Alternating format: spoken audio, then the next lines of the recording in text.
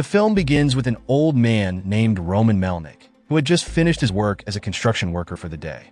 He meets up with his boss and best friend, Matt. While they're talking, Matt tells Roman to go home early because Roman's wife, Alina, and his pregnant daughter, Nadia, are coming to visit from New York. Matt even suggests that Roman take a few days off so he can spend Christmas with his family. Roman feels happy and excited about the idea of being with his loved ones during the holiday. When Roman gets home, he's thrilled to see his family and prepares to pick them up from the airport. He's filled with joy as he thinks about being together with them. He gets ready and leaves for the airport, carrying a bouquet of flowers. At the airport, Roman waits in the arrival area for flight EX-112, which is carrying Alina and Nadia. But after a while, the flight hasn't arrived, so Roman decides to ask the airport staff for information. However, they don't give him any clear answers and instead ask him to wait for more news in a separate room. Although Roman feels something is off, he doesn't think anything bad could have happened to his family.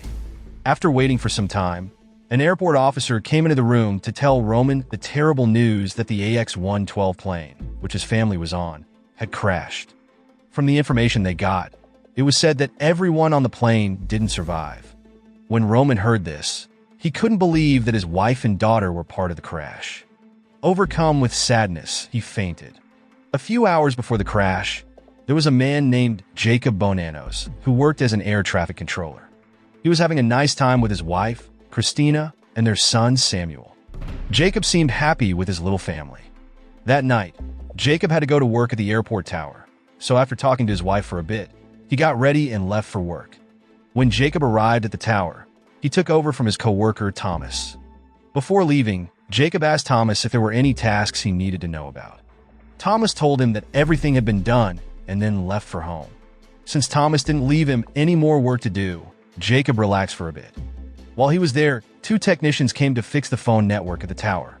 At the same time, Jacob's boss arrived and asked him about a task that Thomas mentioned before leaving. There was an unexpected flight that had to change its route to their airport because of bad weather at its original destination. Jacob's boss asked him to check on that flight. Because the phone system was still being fixed, Jacob couldn't get in touch with the destination airport.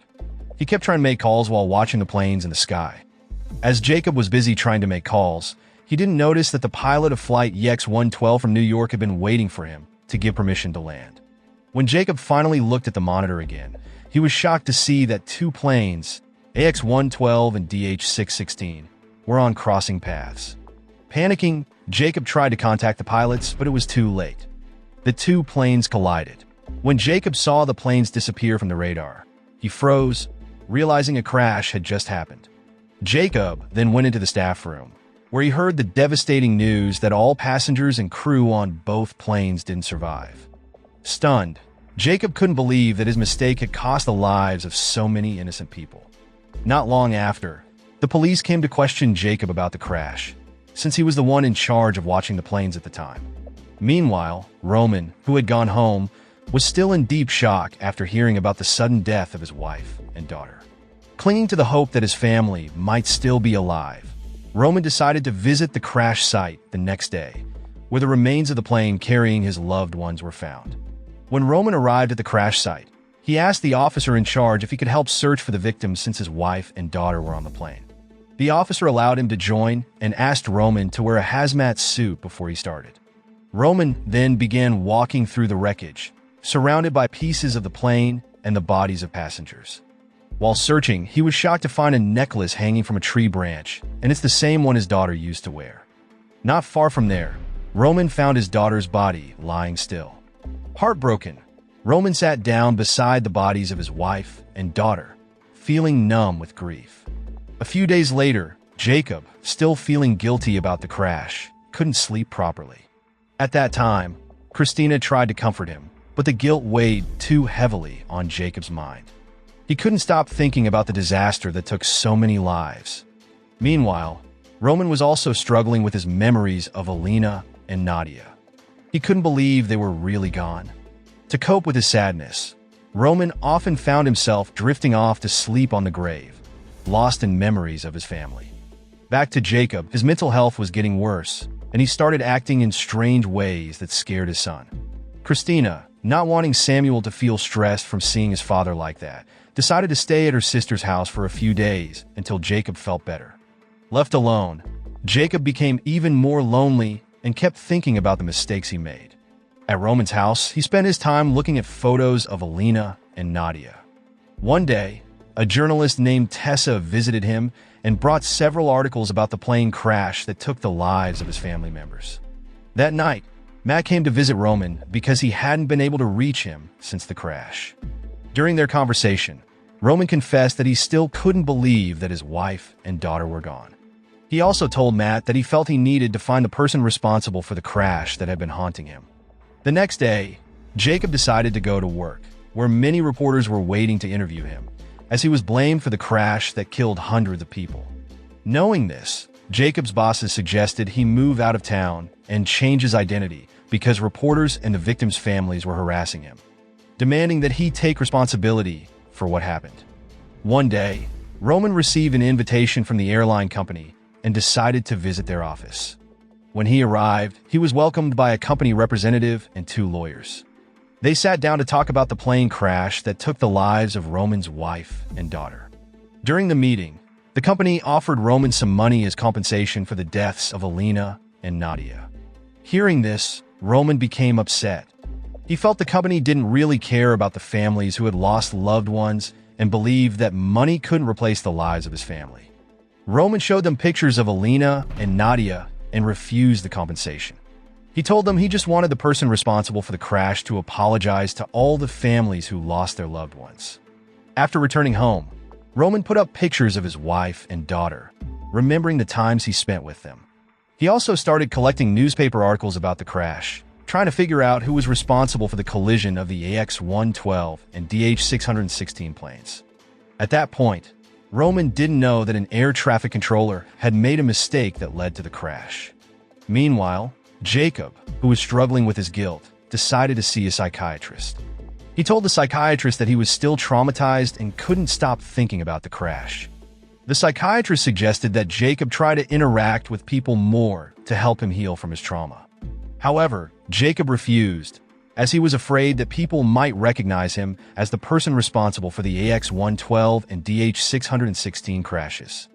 Instead, Jacob asked for a sedative to help him sleep better and forget his guilt, at least for a little while. A year later, Roman and the families of the victims gathered at the crash site to remember their loved ones on the one-year anniversary of the tragedy. Meanwhile, Jacob had moved to a new town and changed his name to Pat Dealbird. He quit his job as an air traffic controller and started working at a travel agency. Over time, Jacob tried to forget the crash so he could live a quieter and more peaceful life. One night, Roman met with Tessa and asked her to help him find Jacob, who he believed was responsible for the plane crash. After their meeting, Tessa began searching for Jacob's new identity. She eventually found out where Jacob was and met him at a cafe. There, she learned that Jacob had written a book that was going to be published soon. Tessa suggested that Jacob should apologize to the victims' families at his book launch. Jacob, however, became upset and refused the idea. He told Tessa that he just wanted to forget the painful event and had spent the past year rebuilding his life. He didn't want to bring up the past and ruin everything he had worked for. One day, Roman met with Tessa again at a restaurant to ask about her search for Jacob, who had disappeared after the plane crash. During their conversation, Roman found out that Tessa had discovered Jacob's new name and address. At that time, Roman insisted that Tessa tell him, but she refused, worried that Roman might do something harmful to Jacob. Roman then promised Tessa that he wouldn't do anything reckless and only wanted to ask Jacob to apologize for his mistakes. After hearing this, Tessa finally gave in and gave Roman Jacob's new name and address. Without wasting time, Roman went straight to the address Tessa gave him. He even booked a hotel near Jacob's apartment so he could keep a close eye on him. One night, Jacob was overjoyed when Christina and Samuel visited his apartment. They had been living apart from him, and seeing them made Jacob happy. They spent the night talking, and Jacob asked Christina and Samuel to move back in with him now that he was doing better. Without hesitation, Christina agreed, as she still loved her husband. The next night, while Jacob was chatting with his wife and son, there was a knock at the door. To his surprise, it was Roman. Roman held up a photo of Alina and Nadia, reminding Jacob of the victims of the plane crash from a year ago. And Jacob, realizing Roman was a family member of the crash victims, became frustrated and told Roman to leave. When the photo of his family was knocked to the ground and broken, Roman stood there silently, trying to control his anger. But in a moment of rage, Roman lost control and stabbed Jacob in the stomach and neck. Christina and Samuel screamed in horror as they watched Jacob die right in front of them. As a result, Roman was sentenced to 10 years in prison for taking Jacob's life. 10 years later, Roman was released early from prison on parole. After his release, the only thing on Roman's mind was to visit the graves of Alina and Nadia. At the cemetery, Roman meets a young man, who turns out to be Samuel, now a teenager. While they talk, Samuel suddenly points a gun at Roman's head, saying he wants to take revenge for his father's death, as Roman had killed him. Realizing that Samuel is Jacob's son, Roman apologizes for what he did and tells Samuel to do whatever he feels he must. Hearing Roman's sincere apology, Samuel is moved and changes his mind. He tells Roman to leave. In the final scene, Roman walks away from Samuel, knowing he will have to live the rest of his life filled with regret for the mistakes he made. The film ends. The moral lesson from this film is if you're going to hold a grudge, maybe don't bring a knife to the conversation, cause therapy's way cheaper than 10 years in prison.